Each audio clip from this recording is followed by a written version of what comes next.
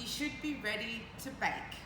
So I have here 2 breads that I prepared earlier, and I'm going to show you 2 different ways of baking these sourdough breads. How you know it's ready? When you touch it, that there's not so much resistance, but also that it's not overproved that your finger leaves a mark inside.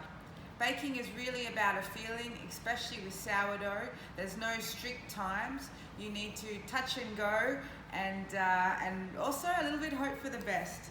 So what I'm going to put on here is I'm going to put the bread first on top of here. So I take it from the push. Try not to drop it, remembering you don't have so much resistance inside.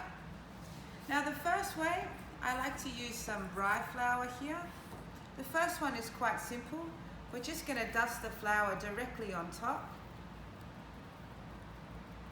You can smooth it with your hands if you like to. For this second one here, I'm actually going to use a stencil. You can find these in craft stores. I put the stencil on top, I apply a little bit of pressure, and then I dust with my flour on top.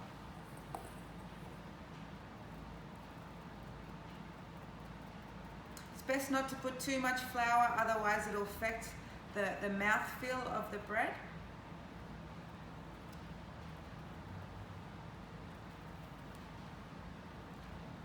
Okay, just put this on top. I lift it off very gently, and you see it creates a nice design on the bread. Now, when we're going to cut the bread, there's many different ways. It's actually, we want to open the bread. It's called scoring. You will need a lamb. You could also use a blade. Some people use the short little blades you have at the hairdressers. So what I'm going to do here is I'm going to make a very simple cut. It's just like so for a circle, we make a square. So you go one side, next side, next side. If you would like it to lift up a little bit more, you can also go underneath.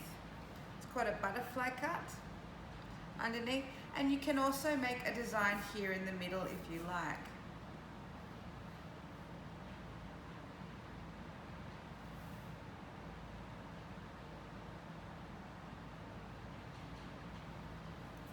Like so. Then, of course, for this one, I'm just going to make a nice circle, which will highlight the stencil. Once again, I like to go underneath it just to help it lift up. So now these are ready for the oven. I have the oven ready. The oven should be set around 230 to 240. My oven here is quite powerful, so I bake it around 220. Then what you need to do is you need to make sure you have steam in the oven. I recommend about 3 to 6 seconds of steam. And also try pay attention, the bigger the loaf, the more time it's going to take. So I'm going to start around 220, then I'm going to take it down to around 210 for around 45 minutes. If you are baking the smaller loaf, it's okay to stay around 220, 230, but bake for around 30 minutes in total. Just remembering with long fermentation, you're going to have a lot more caramelization and a much darker crust than you're used to. So make sure that you pay attention with baking and drop the temperature when required. Let's bake.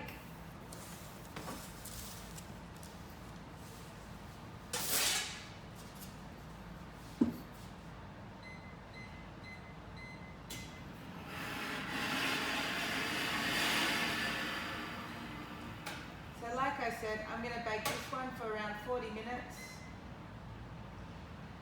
But I'm also going to reduce the temperature down to around 210 degrees. Happy baking and good luck.